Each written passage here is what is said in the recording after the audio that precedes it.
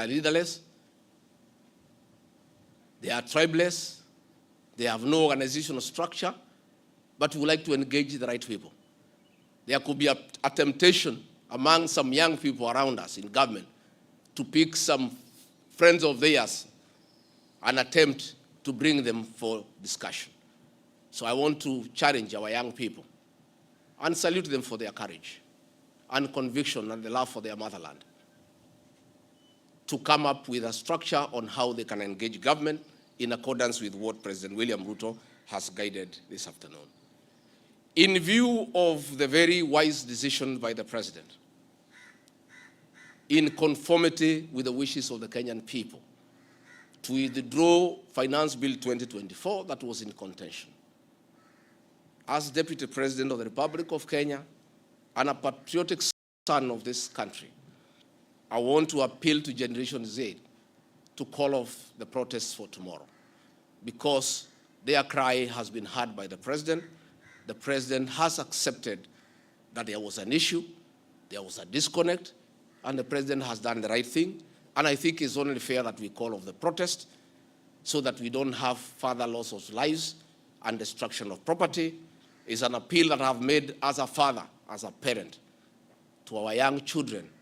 We love you, we respect you.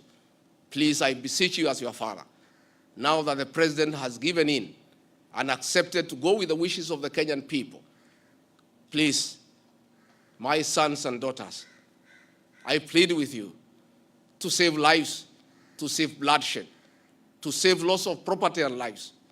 My sons, my daughters, please make an announcement this evening and call off the protest.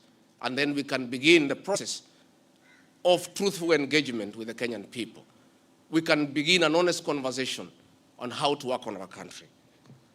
Finally, I want to ask the President and our government to consider a plan on how to help those families that lost their livelihoods as a result of lack of proper advice by the National Intelligence Service. All these things happened because of government failure. It should never happen. Let us see how to compensate to those families, those who are dead. We help those who are in hospital with bills, and we help to bury them. Again, I want to ask Kenyans not to punish members of parliament for the stand that they took. A government is formed by a political party.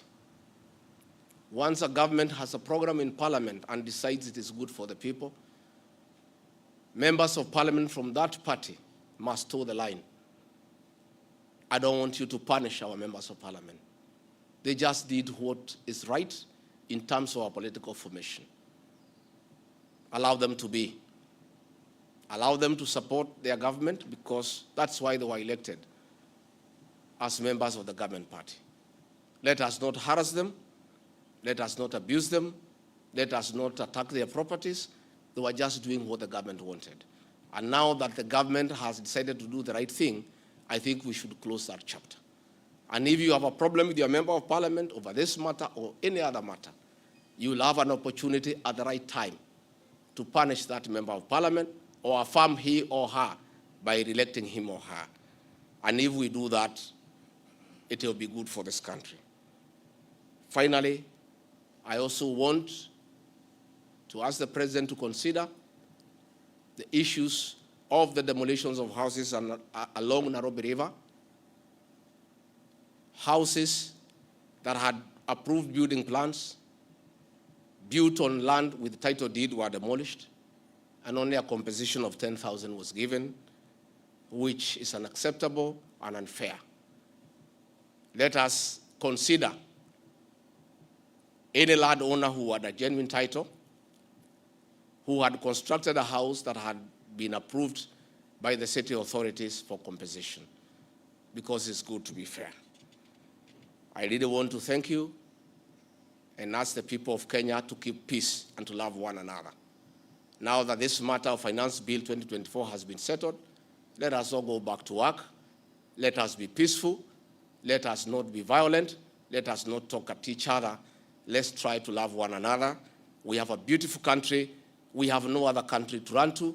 Let us not burn our country because of disagreements on issues. And I know as long as we keep on talking to each other, this country is going to places. As Deputy President and Principal Assistant to President William Ruto, again, I want to affirm to the people of Kenya that I will continue helping the President to discharge his duties in the management of the affairs of this country. I'll continue giving him proper and sound advice based on honesty and truth, because I'm the only Kenyan who took the Bible in Kasarani and swore before God and before man to advise President William Ruto. Many people have been very unhappy with me for saying things that are truthful, to a point of trying to isolate me because they didn't want me to say the truth. But I'll keep on saying the truth. I'll keep on being truthful and honest, because that is what the people of Kenya expect me to do. Thank you very much and good evening. Asanteni sana. Tumeshukuru sana. Thank you.